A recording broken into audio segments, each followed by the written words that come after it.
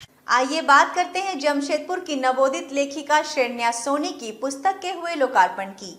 जमशेदपुर स्थित होटल कैनेलाइट में नगर की नवोदित कवित्री श्रेण्या सोनी की कहानियों एवं कविताओं के संग्रह हेड फुल ऑफ स्टारडस्ट का समारोह पूर्वक लोकार्पण हुआ। मुख्य अतिथि सीआरपीएफ के जमशेदपुर जोन के डीआईजी आशु शुक्ला के साथ अन्य अतिथियों ने संग्रह को विधिवत लोकार्पित किया। किशोरावस्था से लेकर कॉलेज पहुंचने तक के काल में रचित इन कहानियों एवं कविताओं के साथ जमशेदपुर के सेक्रेड हार्ट स्कूल की पूर्व छात्रा श्रेण्या सोनी का साहित्य जगत में प्रवेश हुआ। साक्षी स्थित होटल कैनेलाइट में आयोजित समारोह में श्रेण्या के संग्रह का विधिवत लोकार्पण हुआ। सीआरपीएफ के जमशेदपुर जोन के डीआईजी आशु शुक्ला के साथ अन्य अतिथियों ने पुस्तक को लोकार्पित किया। इस अवसर पर श्रेण्या के माता पिता एवं उनकी पूर्व शिक्षिकाओं सहित अन्य अनेक गणमान्य लोग उपस्थित रहे। डीआईजी आशु शुक्ला एवं इनर व्हील क्लब जमशेदपुर की पूर्व अध्यक्षा रमा खन्ना ने इस अवसर पर श्रेण्या को बधाई देते हुए साहित्यकार के रूप में उनकी सफलता की कामना की। देखिए, सबसे बड़ा तो ये हमारे लिए बड़ा आज गौरव का क्षण है कि हम इस ऐतिहासिक समय के साक्षी हो रहे हैं।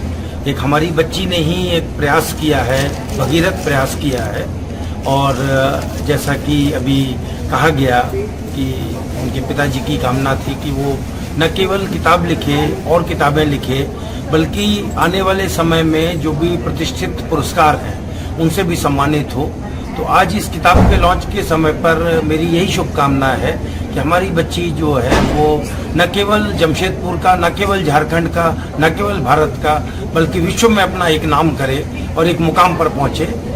यही आज इस बुक लॉन्च के लिए हमारी सबकी शुभकामनाएं हैं और प्रार्थना है। पुस्तक की लेखिका श्रेण्या ने बताया कि संकलन में उनकी 13 वर्ष की आयु से अब तक की रचनाएं शामिल हैं, जो उनके निजी अनुभवों पर आधारित हैं। मेरी किताब का नाम हेड फुल ऑफ स्टारडस्ट है और मैं श्रेण्या सोनी हूँ।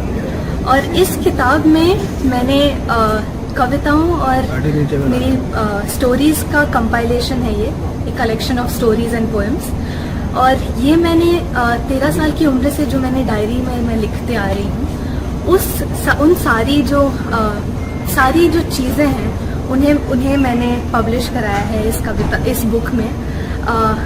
तो इस जो सारी कविताएं हैं वो मेरे अपने एक्सपीरियंसेस से जो मैंने लिखे हैं फ्रॉम द एज ऑफ 13। सो वो इस बुक में आप देख सकते हैं कि कैसे मैं बड़ी हो रही हूँ। जो अलग अलग मेरी एक्सपीरियंसेस थे in school, in my house, और जिन लोगों से मैं मिली और जहाँ मैं गई, all the places that I have visited and all the people that I have met, how they have inspired me. So उन चीज़ों को मैं लिखती थी अपनी डायरी में, और वहीं से ये सारी कविताएं और स्टोरीज आई हैं। इस अवसर पर श्रेण्या की मां निशी सोनी एवं पिता अशोक सोनी ने भी श्रेण्या के नित नई ऊंचाइयों को छूने की कामना की।